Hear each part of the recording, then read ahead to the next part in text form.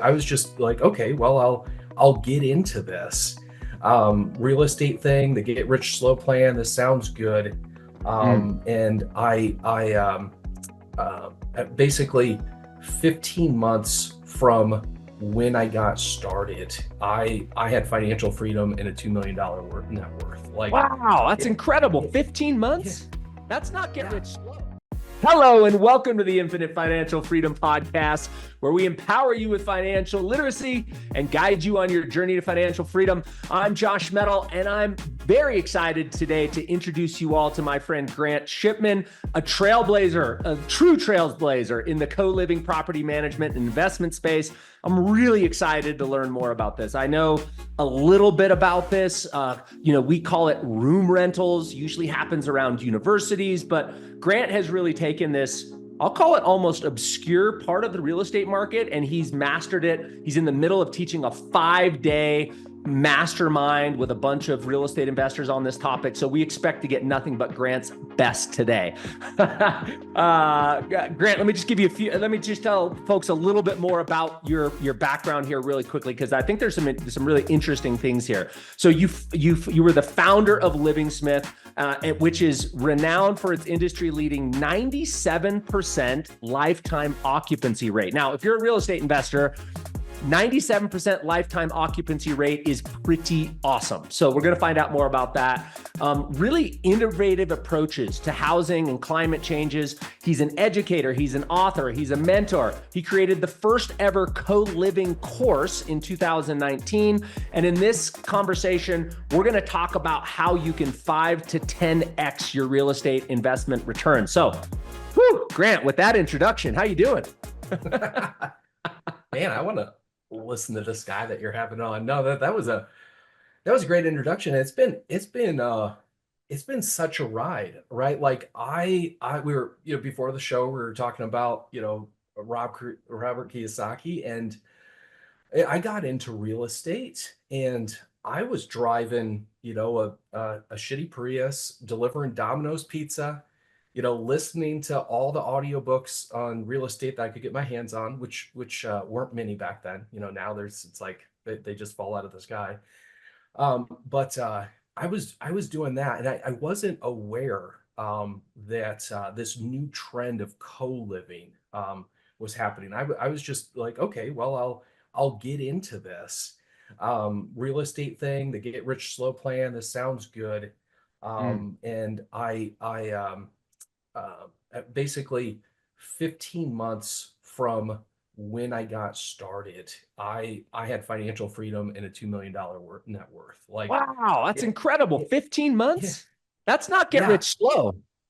No, no, and this is what shocked. Yeah, because I had done all the math, right? I had learned about everything, and hey, if you're going to do single family, you're going to get about this much per door. If you do multifamily, this much per door. So I did the math, and I was like, this will take me 10 years, Yep. which was daunting. But my goal, everything. I mean, from when I was a kindergartner, I grew up just being like, I want to get married, I want to be a dad, and I want to have this come home from work and have my kids run around my legs and say, "Where's my beautiful bride?" This is so much what I wanted, and Love it. so I thought, man, okay, 10 years, okay, that's a long time. And then it happened in 15 months, and I just, little did I know then what was going on is there's been this trend, and it actually is, and I'd love to get into it if you want to, but Go for different it. from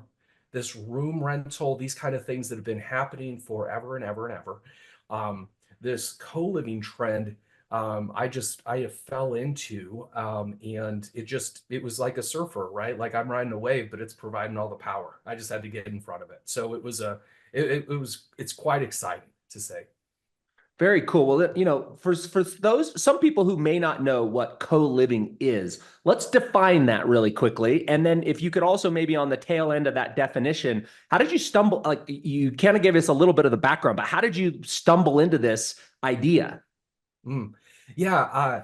So co-living, there is you take a normal neighborhood house, and you can rent this out by just put one lease on it. That's the traditional long term. Sure. Yep. You could put a 30-day rented out less than 30 days. That's short term. And now there's a midterm, a few months, Yep. Mhm. there, that kind of thing. But what what this is that exact same neighborhood house is rented out when there's a lease on each room. And so it's selling pizza by the slice. So a house that would make maybe $2,900 on a long-term one what traditional rental would Uh-huh. make $6,300 with co-living property management. So in rental strategy. So to say that kind of draws the picture. And now what's important is this distinction, because there's been rent by the room and actually, yeah, it's to say how I came upon it was I was driving this Prius and all the book said you got to build your team, build your team. So I got a lender, and the lender laughed at me. They're like, "You can't get approved for a house. That's absurd, right?" And I was like, "I don't care. I'm going for it, right? I'm going for it." Like, and then the realtor, she's wondering, she's being real nice, but is this guy ever going to be able to buy a house? But I went to this house. It was in Loveland, Colorado, and when I got there, it surprised me because in the backyard there was a second house. Hmm. And I thought, like I've been learning to run my numbers. I thought, okay, how do I lease this out? I could put one lease on both houses. I could put one lease on each house, so there's two leases. And then it dawned on me, wait, I could actually put one lease on each room. That would be another way to do it. So I ran some dummy ads on Craigslist, and in 24 hours, I had over 10 times the response to the lease on each room. So I got all excited. I Wow. was like, ooh, and this will make a lot of money. And Um, just out of curiosity, like what were the let me try that again in English. What were the per room rental rates that you were advertising on Craigslist? oh man, so room rentals, this is a great question because they don't follow the normal rental market, but Okay. they're always going to be, it doesn't matter where you're at, they're going to be 700 to $1,000 per room. If you're downtown Denver, Austin, $1,000. All right. But a lot of places they're going to be 750 to $800. Got it. And so I was a big time on mentors. Like I just didn't want to suffer my own learning curve. Well, avoid it as much as possible. So I went to my this real estate network and these mentors that they're just proud that this kid who's a pizza driver, right, is doing stuff or trying to. And I said, "Hey, I've got this exciting idea. Check it out." And they're like, "Grant, we get it, but rent by the room is notorious for high revenues, but like by the end of the month, your profits are gone. You've got all kinds of management headaches, and there's tenant conflict, there's property damage, high turnover, and unless you're called to it, it sucks." And, and That sounds like my conversation with my mother, who's my real estate investor partner. So she's listening right now. I'm glad we got that out early in the podcast. So how'd you get through that, Grant?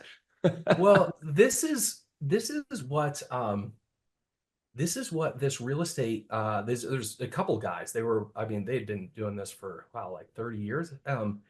There's a couple of guys that they were really well intentioned and they were right. But what they didn't know was I had actually spent 20 years in the intentional living community. This is like housing co-ops, hippies, communes, house shares. These people are the OGs at strangers sharing a house, not because they have to, but because they want to. Mm. And so I just took everything that they had. I mean, these people have not been around. I lived in a house that was around it got started in for 50 years, but this tradition has been building up this kind of wisdom of how this works for centuries. And so I just took all of their stuff and I translated it into the property manager renter paradigm. And that's why these houses. I mean, our average renter stays about 26 months, and this is on leases that are month to month renewing leases. Like we don't have the risk profile that a normal single family investor has.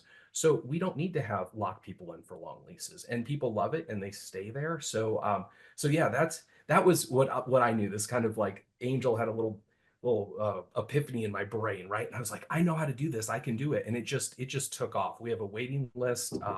It's fantastic. So yeah.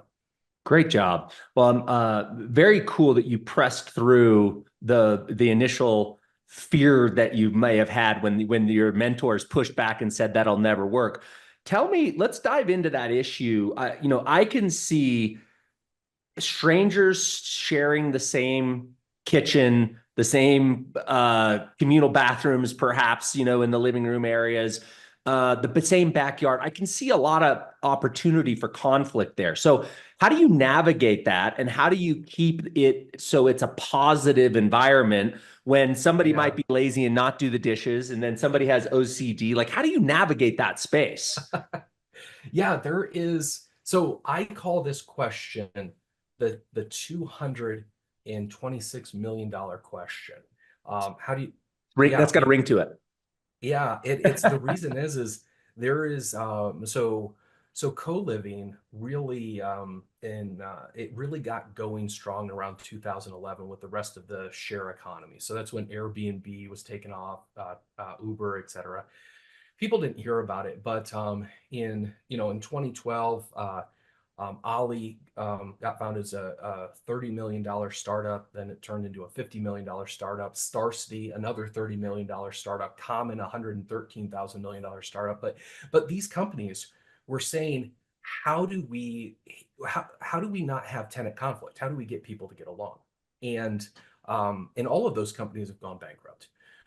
Actually, this in June, June, the Common Incorporated filed for bankruptcy. That's $113 million. And so your question though is such a key one. And this is what I mean, as much as I want to say, hey, co-living is amazing and you can do this. And it's not like a personality thing. Like all my property managers, I have a property management company that runs this, blah, blah, blah, like this. How do you set up a house? How do you manage a house? How does it do it? But the big thing that we do, and this is what I learned from the hippies, and I say that in a very positive way, is they we set up a house so it has a 40-point household system. So whenever there's a group of people living together, it doesn't matter if they're related or unrelated. They create what's called a household. It's the how do we live together. Some of these rules are Great. yeah, and so we just it just takes about a day before you rent the house out, max 3 days depending on the house. But you set up the house so the renters mostly run it themselves. And then what you do is you give them this thing called it's the tenant it's the conflict resolution process. So you want to hear a story about when some Heck people, yeah. yeah. Yeah. Yeah. So there's so many good stories. But so there was a guy, I'm going to change names, but there's a guy named Ted, and this was my second house. So I was managing this before my property management company took over. Guy named Ted. He texts and he's like John is the devil. I was like, what? And he's like, yeah, John's the devil. That guy you rented out this other room, he's the devil, and he does this and this and this. I was like, listen, it's just just use your conflict resolution process. It's called the 5-on-5. And funny enough, the next day, John called up and he said, I have surprising news for you. He goes, I live with Lucifer and his name is Ted. And I was like, oh, okay. And then I this was like maybe Saturday, Sunday, something like this. And then on Tuesday, Todd and John went to Taco Tuesday. This is really big deal in Longmont, Colorado. Taco Tuesday, and they have been going. They're like best friends, and they've gone to Taco Tuesday every week since then, as far as my knowledge goes. Do you know what happened between when they thought each other were the devil and now they're like Taco Tuesday buds? I'm guessing tacos and tequila. No, this is what happened is I have no clue. Because conflict, you can do three things with it if you're a co-living investor. You can go bankrupt, which plenty of people have. You can run from it, there's, you can try to basically minimize conflict. Right. So some Avoid it. people, yeah, Yep. some people will say, well, don't put a TV in the living room because if people don't talk, they don't have conflict or not as much. Or some like there's a $30 million startup, the one big multi-million dollar startup that hasn't failed yet. They just haven't quite had enough time yet. Pad Split, they recommend not having a living room because then you don't have interaction. But here's the third thing. Yeah. The third thing you can do with conflict is what the intentional living community says. They say, listen, conflict is a good thing. Conflict it shows that people are building relationship. So conflict is a good thing. Conflict can be resolved. When conflict is resolved, it's super empowering and it bonds people together. But the last part is the people who are in the conflict have to resolve it themselves, right? Like, Mhm. if two brothers are in a fight and the mom yells at them to get along, that it didn't resolve that, right? Yep. So what's amazing is there's these investors or property managers, they're trying to solve people's conflicts for them, and it's a mess. But when you give people tools to have their own household resolve their own conflicts, then amazing things happen. And so that's why I have no clue, because it's none of my business, right? They have a conflict, you Right. give them an easy tool, and then great things happen. Now these houses, just like traditional households, people you're related with, all of that stuff, these people are not necessarily, best buds. But there's a shared respect and appreciation, right? And when you go to sleep each night and you have other people who respect and appreciate you under the same roof, there is there's a superpower that's in your life, that you can go out and work and do things that's not there otherwise. So yeah, as far as conflict problems, do our households have them? Thankfully, yes, because there's actually real co-living households. But do our property managers have any problem with them? No, not at all, because it's not our business. There's so much wisdom in there, and you bring up the idea of you just got to get in front of this conflict. It reminds me of a saying that one of my mentors taught me, which is predict, preempt, and prevent. In other words, you predict the conflict, you preempt it with a set of house rules and these things that you've learned. I think you referred to it as the intentional living community. Community. Yeah, Yeah. that's such a great frame. And that's the hippies that you affectionately referred to that Right. are creating these co-living spaces and had done for 50 years, right? That's the community you're referring to. That's great. Yeah. So you've taken those lessons, you've transferred it over to what you're doing. So it's predict the problem, preempt it with what you've done with those house rules, and then you prevent it from blowing up and causing you failure in your investment. There's a gentleman by the name of Jesse Ray out of Arizona. He has a company called Growth House. Have you ever heard of him? You ever met him? No, and I really would like to, because I try to learn and meet everybody as possible in the space. I'm going to email you and him when we're done with this. I did another podcast with him that we'll link in this podcast. But he had a similar type vision, and he's been very successful at it. The only slant on it that I'll offer you, Grant, that you might be interested in is he's bringing people together to do room rentals, house hacking, as he kind of refers to it.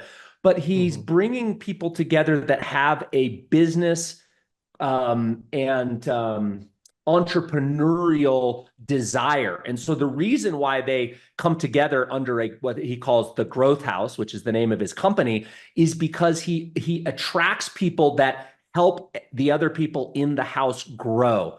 from a Mm. personal development, from a business development, from an Ah. entrepreneurial development. So they have these commonalities. And then I believe, as I recall from our interview, Jesse comes in and kind of like helps them from an entrepreneurial standpoint. Really interesting Cool. theme. So I'll introduce you to via email when this is over. But I love what you're doing. And let me tell you one reason why I'm really excited about what you're doing. And you may I know you're in the middle of a 5-day mastermind and course on this, so this might be interesting fodder for you to share with your mastermind group. I This was October's Freddie Mac um, real estate and home report. I think they call it economic and home report. I'll send you the link. But this is what I found was really interesting, Grant, that you might find interesting. This is the number of renter households per homes for sale.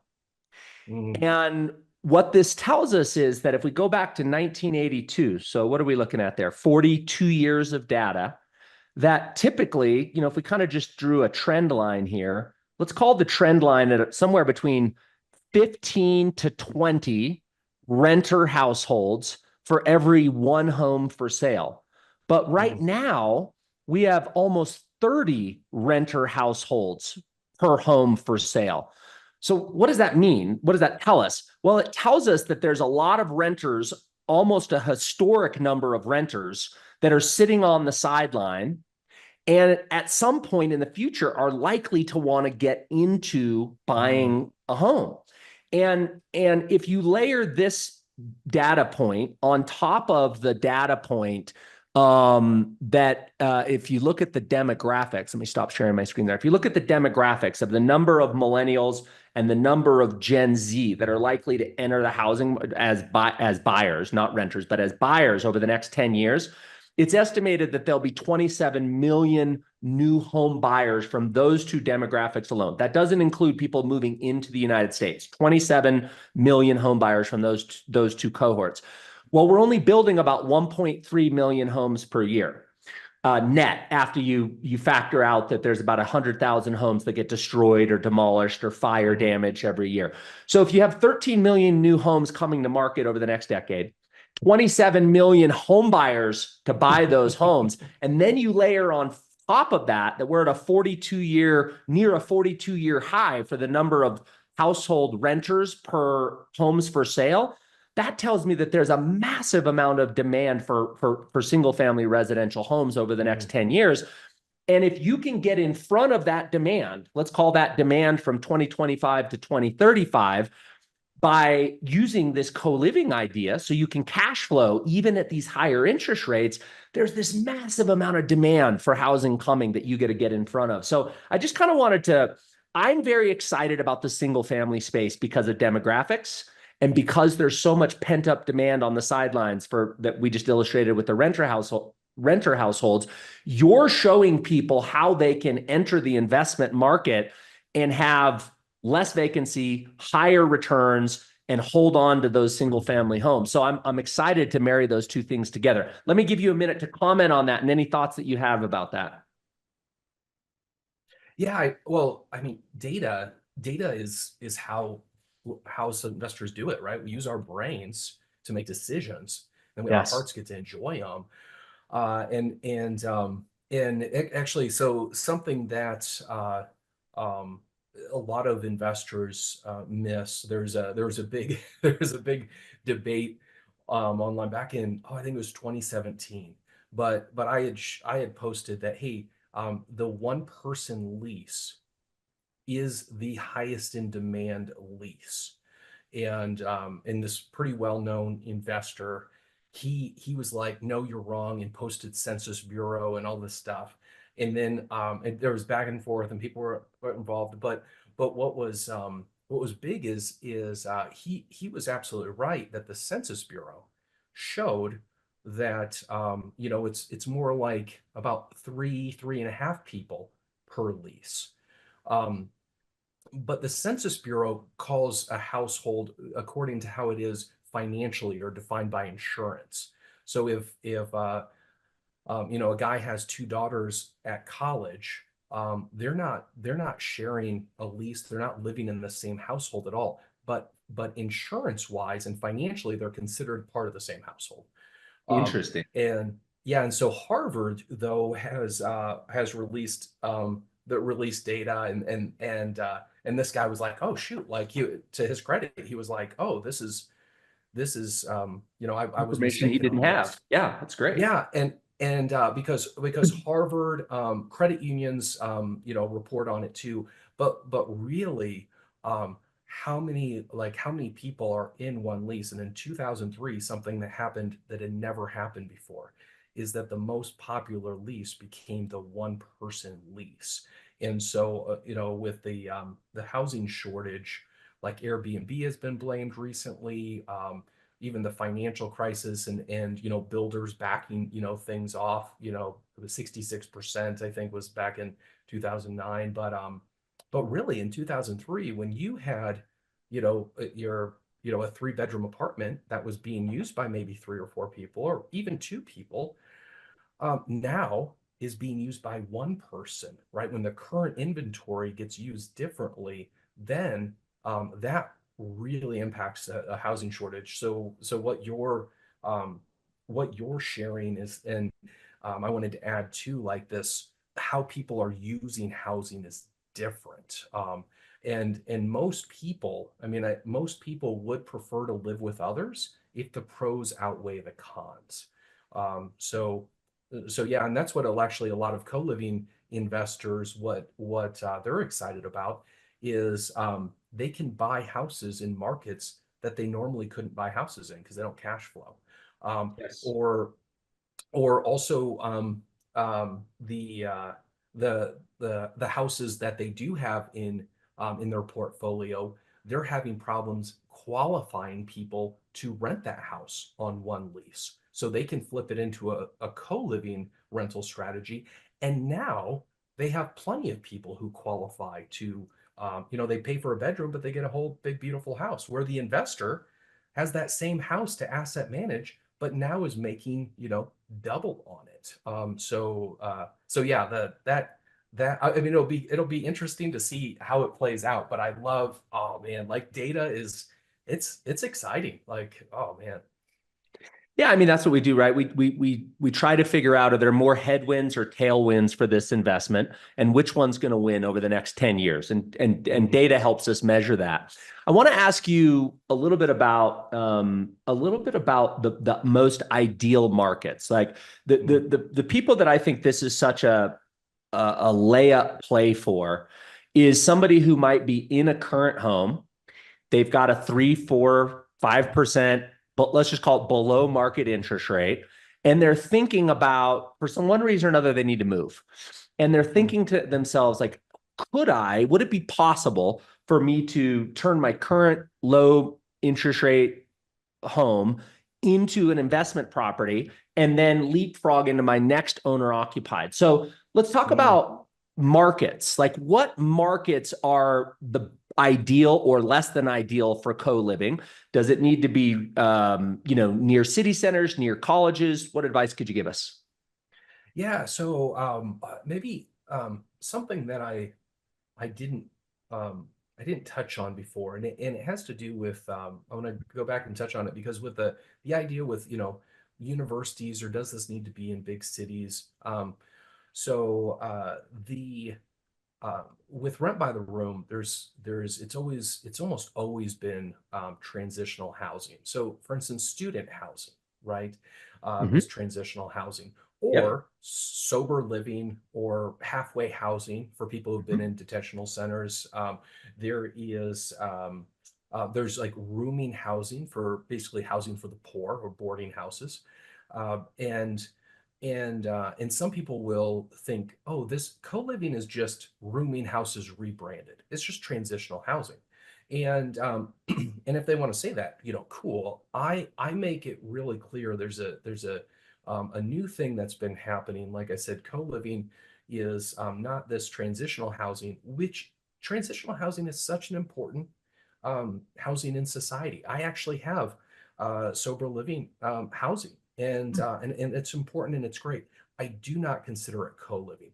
co-living is this new thing where mainstream renters, they're not in transition, they're mainstream renters, are wanting to rent a room and live in this way, right? Where before transitional housing, even senior housing, for example, is transitional housing, and most transitional housing, people are only there because they kind of have to be, and they don't want to be there any longer than they need to be. Right. Maybe with the one exception, maybe senior housing, but even that, like, like assisted living center, nobody wants to be in that, right?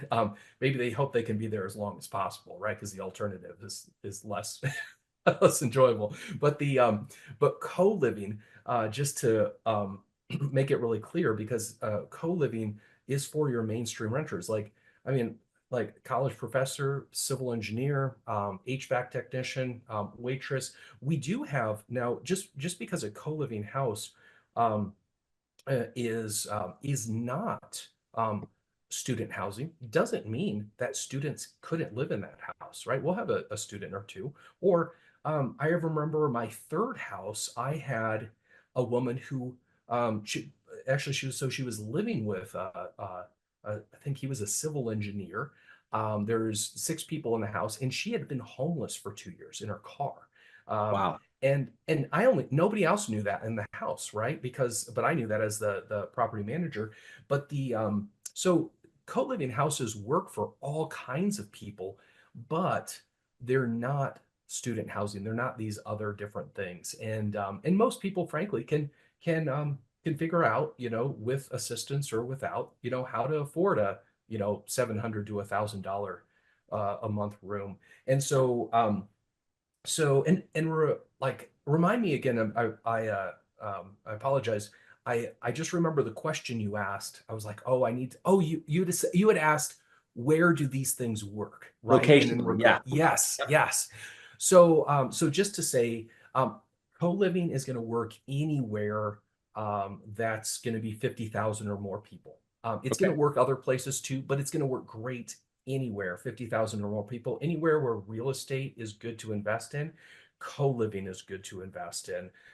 As far as being around a university or say a hospital where people who are doing student housing, or say midterm, or do like nurses that are there for 3 months or something, Yep. Yep. that if you have a co-living house around there, then you're going to have more people that are students or working at the hospital, just like if you had a normal single family rental there. Yep. So if you want to attract those people, great. But these things work wherever it's a normal house, normal neighborhood. I would say the big things are that so we're gonna have 6 to 11 bedrooms. We're gonna have 6 to 11 people in this house, Okay.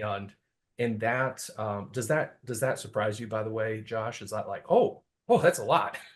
Well, based on your numbers that you were running, where you said, earlier, hey, you may rent the whole house out to one family for 2,900 bucks a month, and I could get perhaps 6,000 bucks a month. My mind was thinking, oh, geez, you must be talking 6, 7, 8 bedroom houses. So yes, it surprised me. That's not what I would have thought of targeting. I would have thought in actually smaller, less bedrooms, but it makes sense based on the numbers that you're talking about. Yeah, and that's so the probably a in the top 5 of what people will picture differently than what it is people think that what works best for renters is if there's less people in a house. Mhm. But see, I have so my property management company, we will manage a 4 bedroom house. But this is what happens when a 4 bedroom house, when it's going, it actually is the hardest on the renters. It's the hardest to manage because when one person moves out and another moves in, 25% of that household just changed. Hmm. Um, and when you have an 8 bedroom, 9 bedroom house, one person moves out, the household, how things work, who all knows each other, it mostly runs the same. And like I have so me and my wife, these houses, by the way, they're A and B level neighborhoods. They're great. We lived in these houses kind of we didn't let people know we were owners. We were undercover, right? Because you want everybody to feel equal in a house. So they all take responsibility. But we lived in them until we got pregnant. And so I'll share. So single family homes are built for families. So we have a 5 bedroom house, and then there's a living room, and then there's a rec room, and then there's a fireplace room, right? And then I'm also in my home office. So with with adults that don't have kids, so independent, responsible adults, they're not home very often. They're at Right. work, they're at the gym, they're going to the movie, hanging out with friends. So when you have a even so a 6 bedroom house, it people don't see each other very often. Like schedules only align when you have at least a seven, 8 or 9 or 10 is really the best. Then these renters are going to see, one or two other people that have a similar schedule to them.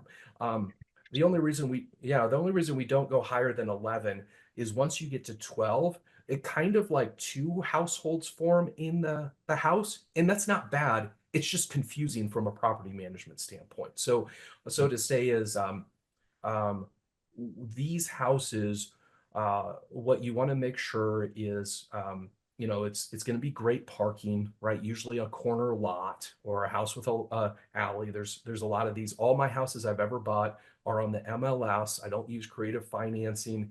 I have a realtor. They're all over the place, but but yeah, so it's going to be though. I mean, the easiest one to look at is if you have like this house I'm in, a 5 bedroom house right now. You add a door onto what was the playroom. You then you add another door to the fireplace room. Of course, as long as these are, there's the legal windows and all this stuff, and these are going to become big badass bedrooms that people are going to love. Then you're Cool. going to have the nice living room there because people want to sit down and they want to live right in the living room. There's a big screen TV. And when you're adults, you love that living room. But if there's a second living room, like a fireplace room, it's another place you can forget your socks and you have to clean. It's annoying, right? So yeah, just to say with if there's a person out there who has a house, is thinking about moving, just look at it as, hey, if you charge per bedroom, and you got $800 per bedroom, would that amount of money be compelling to look into this further? That'd probably be the easiest way to say it. And an office, a home office, probably would count as an extra bedroom, right? It wouldn't be a conforming bedroom, but it'd be a legal bedroom. Great way to answer that question. Thank you. So let's talk about the other stumbling blocks here. So we talked about the first stumbling block that I thought of, which was how do you create cohesiveness inside that community? And you do that with house rules and the lessons you've learned from the intentional living culture or community. And the other question or the other challenge that I was thinking of was parking, Mm. different laws from the local municipalities around number of leases, whether you can do bedrooms or not. So can you speak about what are the other kind of gotchas or things that we need to be looking out for as it relates to those things? Yes, and this is important because when you're doing your due diligence, you're checking out a house, or does a current house that you have work? Yep. Um, Co-living, you want to look at, hey, does this meet local regulations, like you mentioned? And we actually, this used to take not too much time, but you'd have to Google your, local city planner or code enforcer, and you'd call them up, and usually they don't know what's going on, so they're going to take their Right. They don't know their best own guess. codes. Totally. Yeah. Um, but but there's that. What's nice now is like in this 5 day training we're in the midst of is because of AI, we just give people a chat GPT cheat code. And then they can put an address in there or they can put a zip code in there and it just says here it is. No way. So yeah, it's That is so so cool. it's so nice. But to say is it's still easy just to Google your city planning department or code enforcer and say, hey, I want to help with the housing crisis. I'm looking at renting the rooms in my house. But I want to know what is the restrictions on unrelated adults sharing a house. And what's really great about this is just like the laws are kind of working against those of us in Airbnb investment, which that's my wife. She loves hospitality, yay, but the laws are restricting things more and Right. more. Um, but with co-living, there's this trend in the great direction. So, for instance, the Colorado just had a law passed July 1st that bans any regulations that restrict co-living. This is Great. also in Iowa, New York, California, Oregon, Washington. There's cities that are going, but this legislation, whether at a city council or statewide, they're all over the place because housing is such a challenge. And so when you take current inventory and you increase the density, it immediately helps solve the housing crisis. Immediately. It helps solve skyrocketing rents, right? And instead of somebody getting some crappy place, right? They get a nice house in a nice neighborhood for the price of a room. Like, holy Yep. moly. Win, win, win. All right, so that's great insight on it, on the legal restrictions. Let's talk about the parking restrictions. Any challenges with neighbors? What other Mm. gotchas are out there that we need to, be knowledgeable about? Yeah, focus on too is so neighbors, like it is easy to lose neighbors trust even if you have a normal rental property, right? Just a long term or True. Airbnb. Yep. And it is not it's not difficult to keep neighbors trust. So basically find a house that fits. So what our criteria is there's going to be one parking spot per um per room for rent. So only one person in a room, so one per parking spot, and you can't be double parked. So the driveway is only going to count as a two car driveway is only going to count as two parking spots. Got it. And and you can't be parking in front of a Right. neighbor's house. Now if a corner lot works great. If there's a house on a curve, there's actually a lot of these houses that work really well. But when we're looking at houses or I'm helping investors decide, we're onboarding about 50 houses in the Denver area, my property management company coming up in January. This law that Congratulations. passed, now everybody's going crazy and there's about 100 houses, and I'm estimating that 50 to 60 of those will work for co-living, and the other ones won't. Because if you force a house, like for instance with the parking, that shouldn't work, and you make it work, you just made the neighbors mad. Yeah. And actually, the houses we have, either one, the neighbors don't know it's a co-living house because a lot of neighbors don't talk anymore, unfortunately. But the other one is a lot of neighbors actually appreciate it because now you've got 8 responsible adults there. The yard looks better than it ever did before you took over the house, right? Because you've got 2 guys who are fighting over who gets to, mow the lawn and edge it or whatever. And so the parking is an important thing. The bathroom ratio, there has to be Yes. no more than 3 bedrooms to 1 accessible bathroom.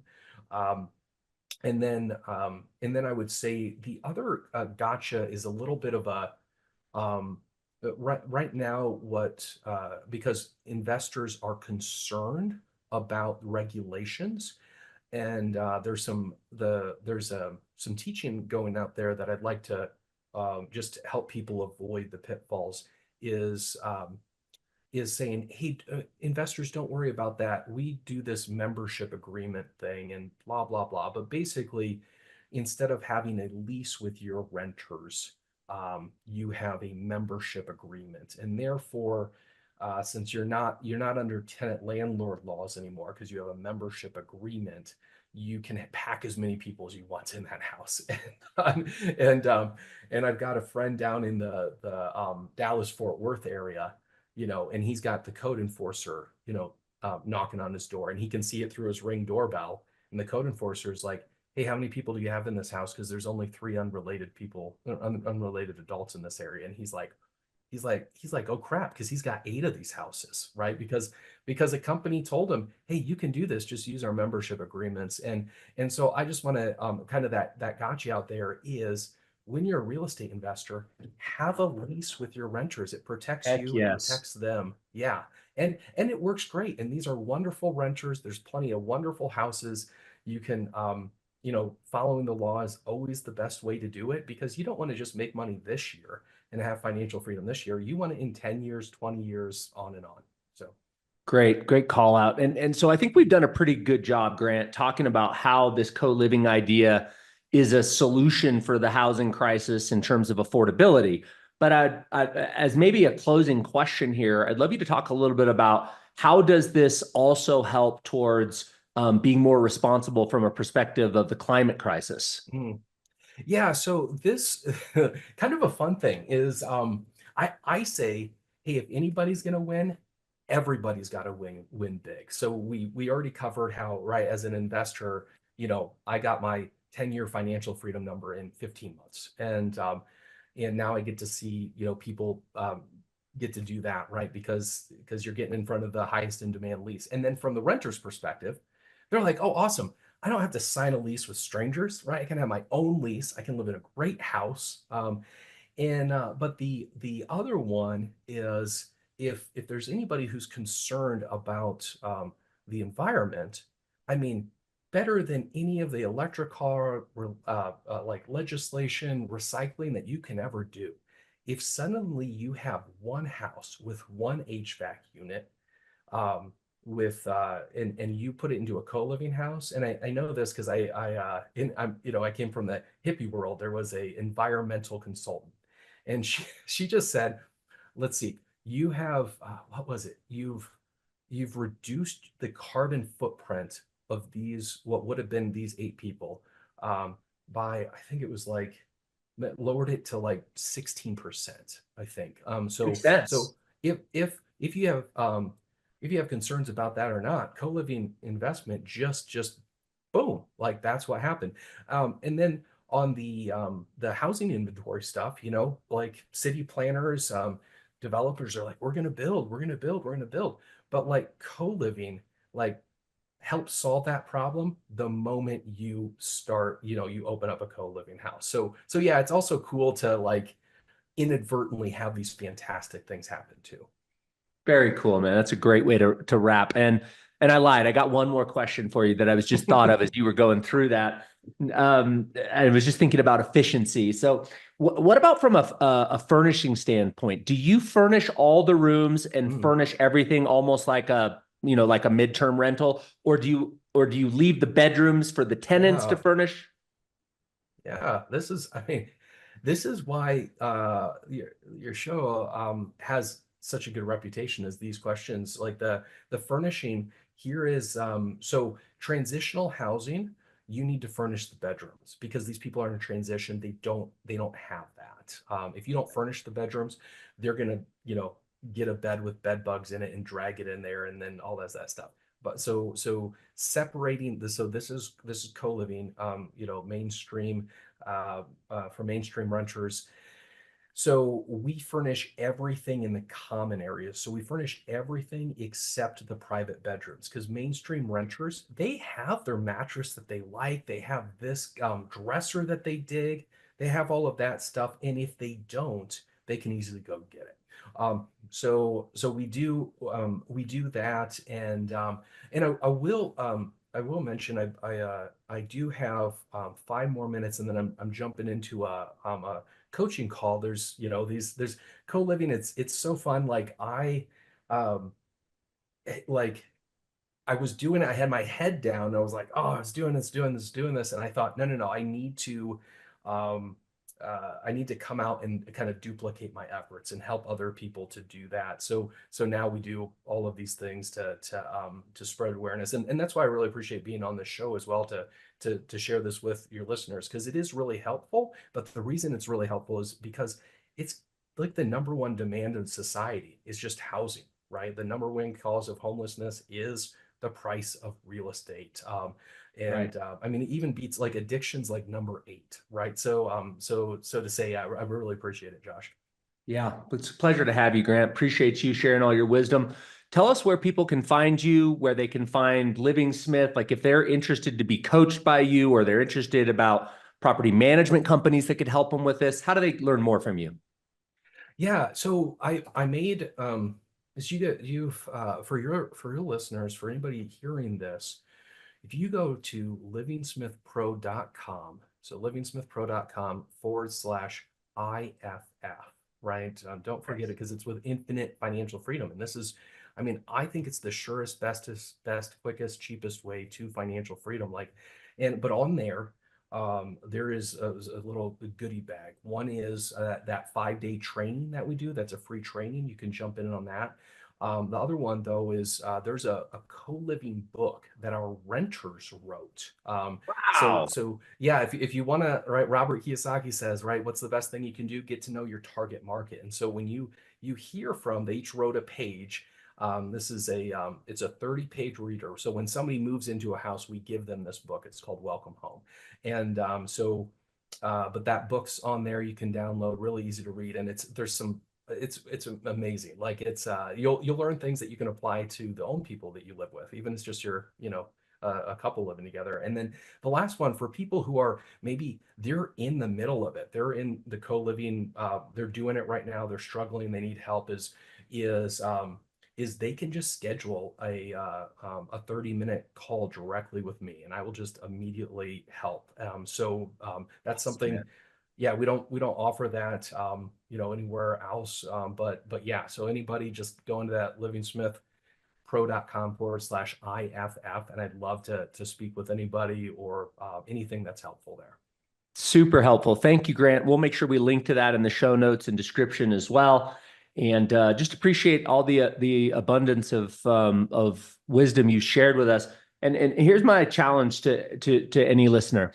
If you have had an excuse that the numbers don't pencil, you live in a high Mm. cost of living area, you think it's impossible for you to get your foothold in the real estate market because of where interest rates are. I encourage you to study more about this. Also, I'm on Grant's Instagram page, and there's a Living Smith investment calculator. But go back and do the work. Reanalyze any blocker that's in your head around this with this co-living idea and see if this might be a path forward for you. So with that, Grant, thank you so much for being here, my friend. And I will introduce you to my buddy, Jesse. And I hope to have, maybe would be really fun. Maybe I could have you both back together and we could do an episode with the three of us sometime in the future.